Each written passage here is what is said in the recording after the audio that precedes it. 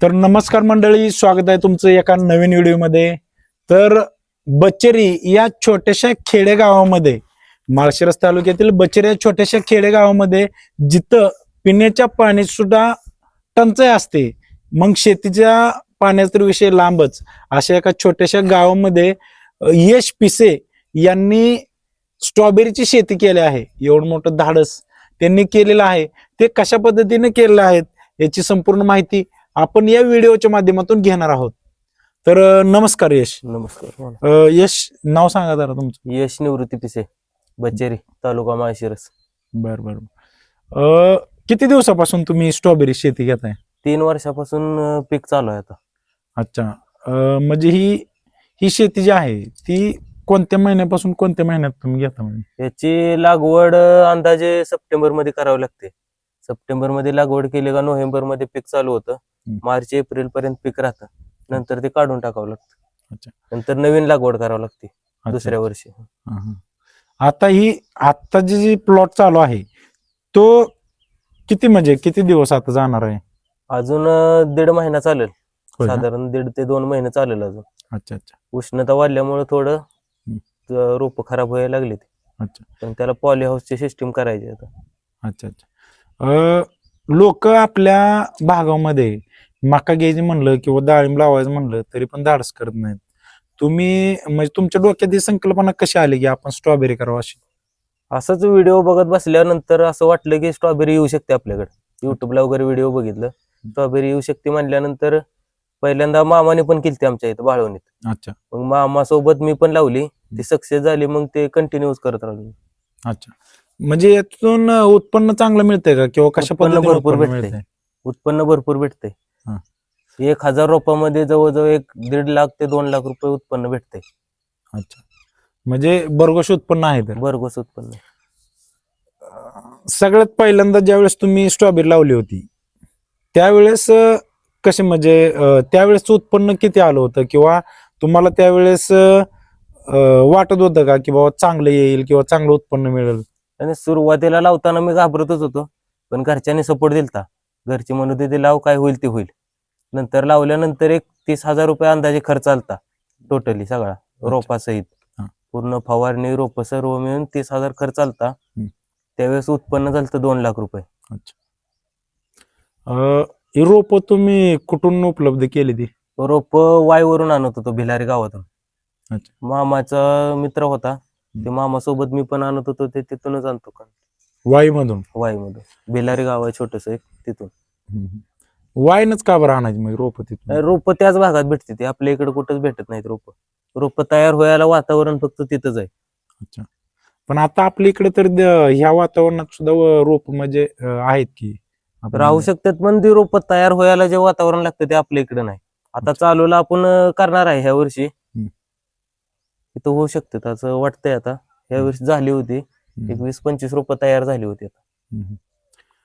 आता हे जग आहे ते खूप पुढे गेलं आहे, बरोबर. तर तुमच्या जी एजची मुलं आहेत ते मुलं कुठं इंस्टाग्रामवरती रील्स वगैरे बनवतात किंवा मौज मजा मस्ती करतात, पण तुमच्या डोक्यामध्ये असं कसं आलं की बाबा आपण शेती केली पाहिजे आणि ती पण आधुनिक पद्धतीने शेती केली पाहिजे? माझी शाळा पूर्ण झाली. शाळा पूर्ण झाल्यानंतर बीकॉम पूर्ण झालं का मी घरीच होतो. घरी असला ना, मग बसल्या बसल्या असं डोक्यात आलं की काहीतरी शेतीत करावं. आता नोकरीत तर काय नाही राहिलं बाहेर. मग शेती केली. शेती करत करत नंतर बँकेतला जॉब लागला. मग आता दोन्ही पण चालू आहे. अच्छा. जे लोक शेती करतात आणि बोलतात की बाबा शेतीमध्ये काय नाही किंवा शेतीत पूर्णपणे लॉस जातो वगैरे, त्यांना तुमचं काय सांगणं आहे? शेतीत लॉस जात नाही. कमीत कमी लॉस तरी कधीच जात नाही शेतीत. उत्पन्नही भरपूर होतं, फक्त डोक्याने शेती करावं लागते. अच्छा. धाडस करावं लागते फक्त. असं ना?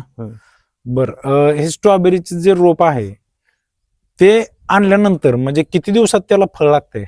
ते आणल्यानंतर साधारण 2 महिने जातात. 2 महिन्यानंतर हळूहळू रोप फळ येतात. नंतर मग जास्त चालू होतं 1-1.5 महिन्यात.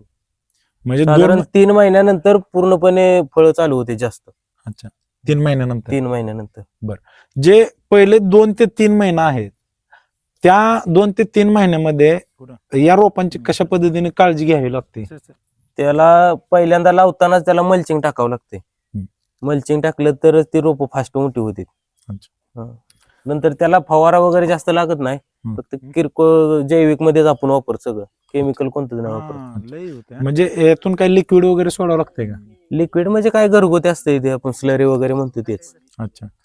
आणि जैविक म्हटलं तर जैविक मध्ये तुम्ही काय काय म्हणजे सोडताय रोपांना? जैविक मध्ये घरगुतीच लिक्विड असतंय सर्व. अच्छा. स्लरी, गायचं गोमित्र, शेण, देशी गायचं. अच्छा. म्हणजे काय सेंद्रिय का? सेंद्रिय. सेंद्रिय, बरं बरं. आणि फवारा म्हटलं तर याच्यावरती काय आळी वगैरे पडण्याची काय शक्यता असते का? आळीची शक्यतो जास्त येत नाही, बर. पण किरकोळ थोडी थोडी येते. हा, हा. त्याला पण जैविक मध्ये औषध भेटतात ते वापरतो आपण. अच्छा. आळी वगैरे जी ह्या झाडांवरती होते ती म्हणजे कशा पद्धतीने नुकसान करते? नुकसान त्याचं जास्त करून ते रोपांनाच असते, पूर्ण फळासहित त्या पानांना पण होतं. ती हिरवी बारीक आळी असते ना, ती प्रथम पानं खाते, पानं खात खात ती पूर्ण फळं पण खाते, बारीक बारीक होल पाडते फळांना. अच्छा. आता हे जे पीक आहे ते समजा आता स्ट्रॉबेरी, आता हिरव्या, आपण काही स्ट्रॉबेरी हिरव्या पण बघितल्या, हो. बरोबर. ती स्ट्रॉबेरी हिरवेपासून लाल पर्यंत होण्यासाठी किती कालावधी लागतो? ती फळ ज्यावेळेस हिरवं बारीक येतं तिथून पुढे एक 15 ते 20 दिवसात ते फळ पिकून पूर्णपणे परिपक्व होतं. बरोबर. आज आपण या झाडांची तोड केली सकाळ सकाळी, बरोबर. हा, तर आता किती दिवसांनी लगेच याची तोड येते? उद्या सकाळीच करायची. उद्या सकाळी. हो.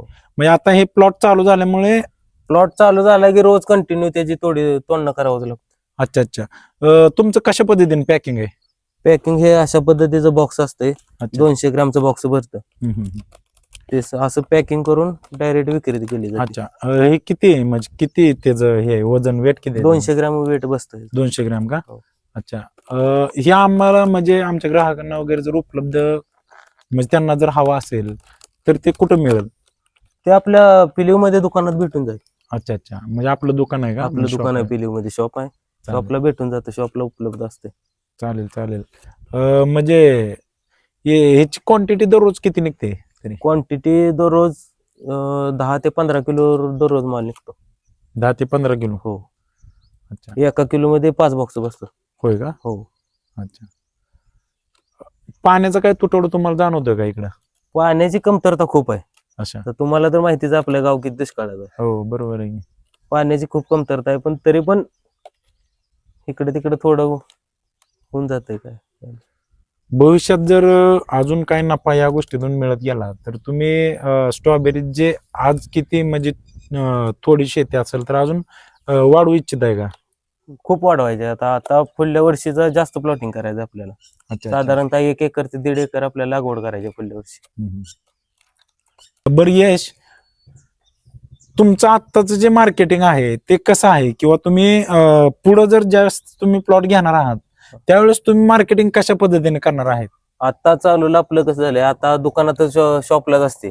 अच्छा. जास्त माल होता तेव्हा आपण बाहेर मुंबईला वसईला एक्सपोर्ट करत होतो. अच्छा अच्छा. परंतु आता माल कमी झालाय थोडा, त्यामुळं शॉपला जाऊन होऊन जातंय सगळं. पण भविष्यात ज्या वेळेस आपण जास्त करणार आहे त्यावेळेस आपल्याला मुंबई आणि बँगलोर मार्केट आहेत, त्या 2 मार्केटमध्ये खूप माल लागतोय.